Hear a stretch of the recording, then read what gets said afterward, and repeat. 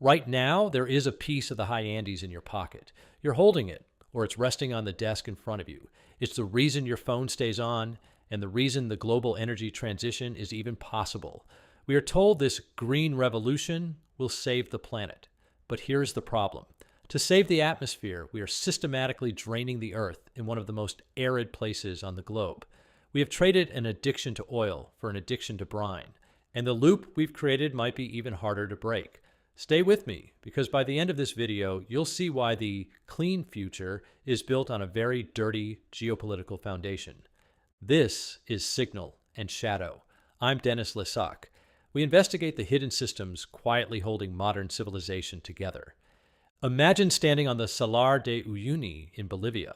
It is a blindingly white, salt-crusted expanse so flat that NASA uses it to calibrate satellites.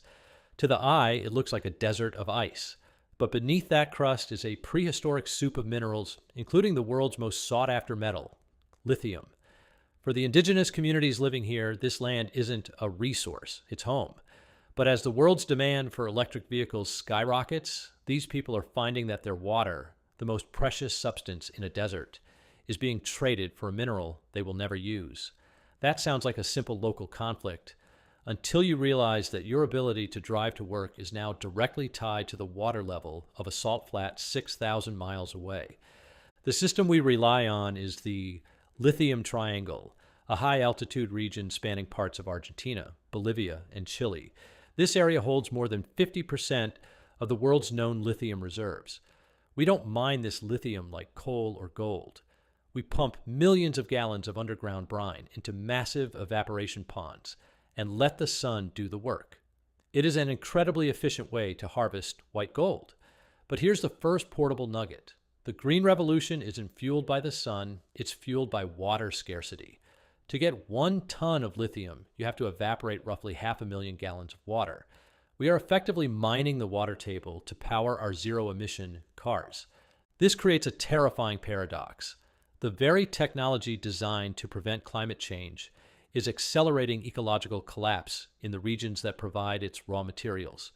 As the brine is pumped out, the surrounding freshwater aquifers drop. This kills the vegetation, which kills the livestock, which ends a way of life that has existed for millennia. But the paradox goes deeper. Because lithium is so critical, it has become a strategic mineral. This means the market isn't just driven by supply and demand. It's driven by national security. Global powers are no longer just buying lithium. They're trying to own the ground it sits in. And this is where the system begins to fracture. The scale of this battle is quiet, but total. China currently controls the majority of the world's lithium processing, while the US and Europe are desperately trying to build their own supply chains from scratch. It's a new great game played out in the boardrooms of Santiago and La Paz. Here's the second portable nugget. Batteries aren't about energy storage. They are about energy sovereignty.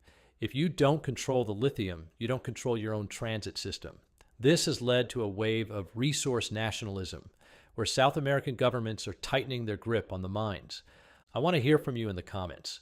Should we prioritize global climate goals, even if it means destroying local ecosystems in the Lithium Triangle?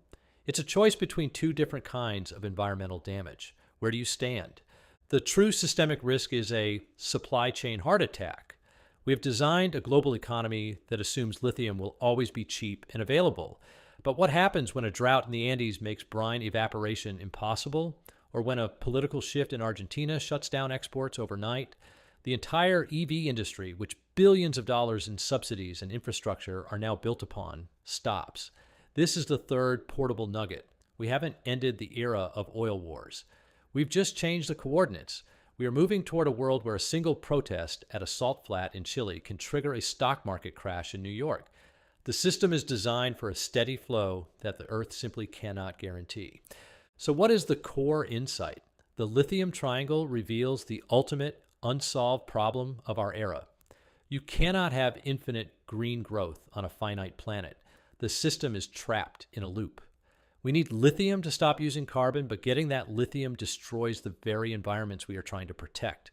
The payoff is the realization that we aren't just switching fuel types, we are switching dependencies. The real problem isn't the lithium, it's our refusal to change the system of consumption itself. Until we find a way to move people without needing a half ton of rare minerals per person, we are just trading one shadow for another.